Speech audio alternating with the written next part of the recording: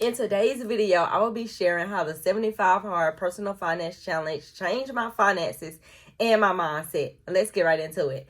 Hey y'all, welcome or welcome back to the channel. If you are new here, my name is Nikki. If you are returning, welcome back. Now, y'all know I just completed my 75 Hard Personal Finance Challenge. And if you are new here, you might be like, girl, what is the 75 Hard Personal Finance Challenge?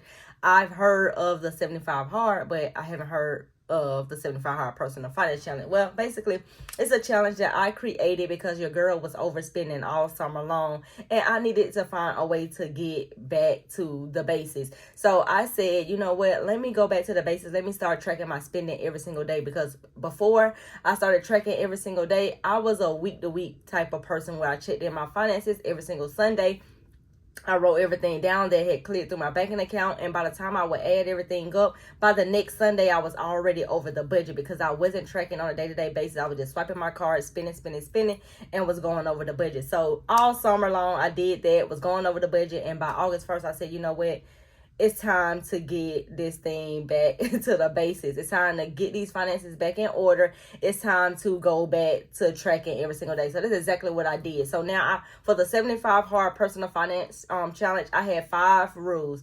The first rule was to track your spending every single day. So every single time that I spent money, I wrote it down in my budget workbook. So I do have a budget workbook that I use inside of my Happy Planner. This is an old Happy Planner. I always get asked about this Happy Planner. This is a 2019 Happy Planner. And all I just do is just use the dividers in the inside with the monthly, with the months on it or whatever. So every single day I would just be writing in my budget workbook and writing in my expense tracker what I actually spent that day. And I would just do that. I did that for the whole entire 75 days. I just would jot it down. So this is just like a little bit of what was left from day 68 or whatever. So this is how it actually looked. If you are interested in this budget workbook, I will link it down below as well. But basically, I track my spending every single day, and it just opened my mind to different things that I was doing. Now, I didn't have any specific goals for this challenge. I just wanted to track my spending every single day. I wanted to see exactly where my money is going, and I wanted to be careful of not going over my budget. But, you know, things happen, life happens, you know, emergency is going to come up. Like, I had to deal with no AC in my house. I've had to deal with my dad in the hospital, and I had to go down there and pay parking, and, you know, I'm buying out to eat. So I did still go over the budget in certain categories, but on the flip side, I was able to do much more than just the going over the budget. I was able to do some positive things as well. Now, a question that I get asked the most was, what was my 15 minutes of financial education? So my 15 minutes of financial education, I stay on YouTube. I love learning on YouTube. I love looking up videos. So a lot of the times I was looking at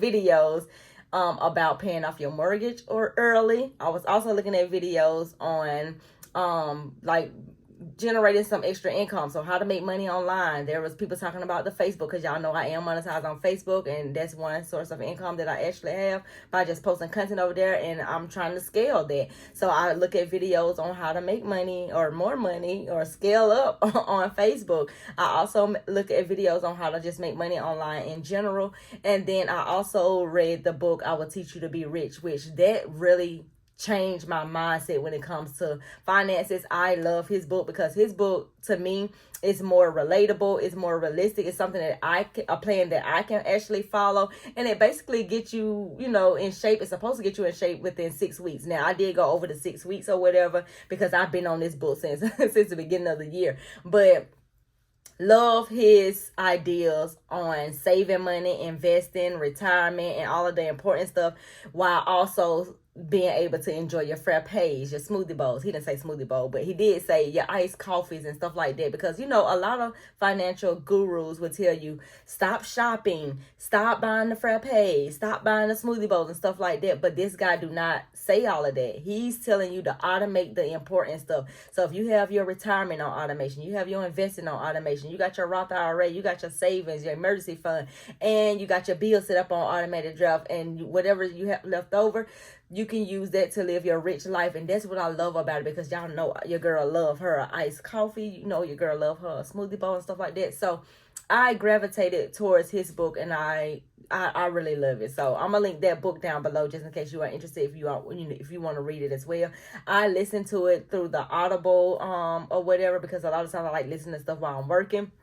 So I do have the physical copy, and I also have like the online version where you can just listen to it. So that's one of the other things that I actually did. Now I want to get into everything that I've actually did or completed with this challenge.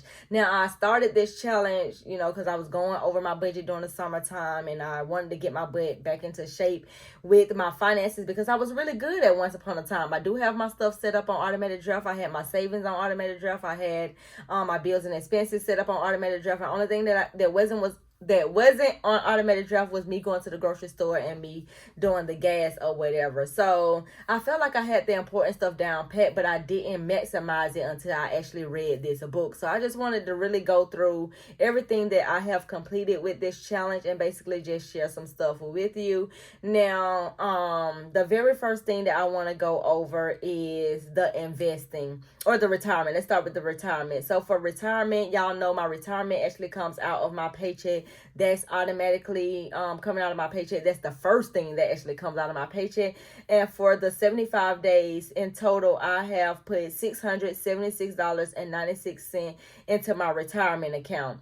Now for investing, I started off at 3%. I started off at 3%. I've been doing 3% for so long because my goal was to actually pay off all of my credit cards and my collection account this year. And I did that. I think I did that by the end of July, if I'm not mistaken. Or maybe the end of August. I can't really remember. But I did that already. And now it was time for me to take that investing back up to 5%. He also talks about that in his book, I Will Teach You to Be Rich, as well. You want to always get the company's match. The reason why is because you are leaving money on the table if you do not. So I was doing 3% in the beginning with my job, and my job was only giving me 1%. So in total, I was only getting 4% of investing from my in total. Now that I'm doing 5%, my job is contributing 5%. I'm getting 10% or whatever. So that's helping me out a lot as well. I'm going to be seeing that, once it gets to that point where I'm able to retire and that type of stuff. So I'm so happy that I was able to start that as well. So investing, I did $802.64 within these 75 days.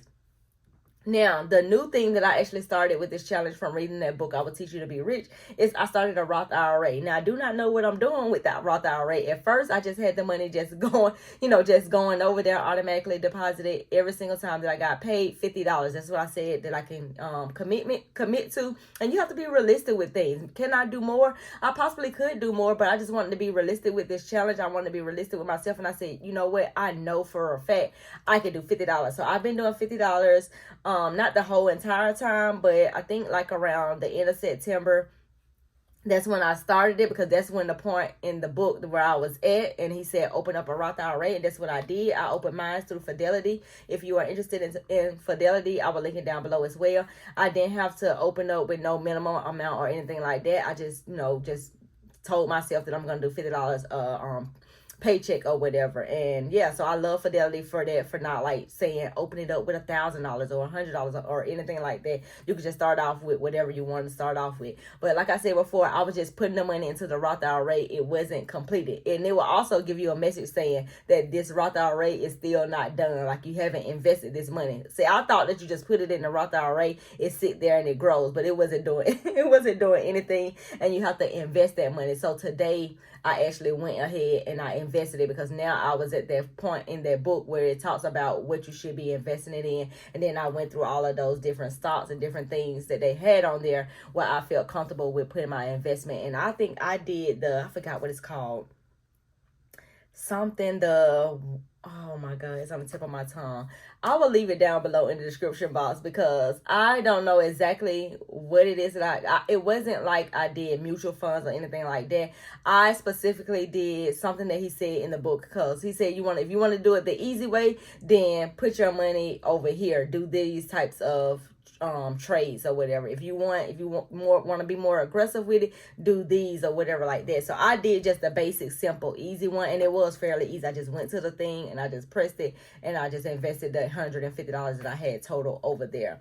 Now, another thing that I did within this challenge as well was put $1,000 into a house savings account, because my air did go out throughout this challenge or whatever. Thank God it didn't cost me any money, and somebody just had hit something, so it was just something minor, but it just rung a bell to say, girl, you need to be putting money aside for this house, just in case anything go out, just in case the AC go out again. You will have at least $1,000 over here compared to not having no money at all. So I did start $1,000 house emergency fund inside of a savings account.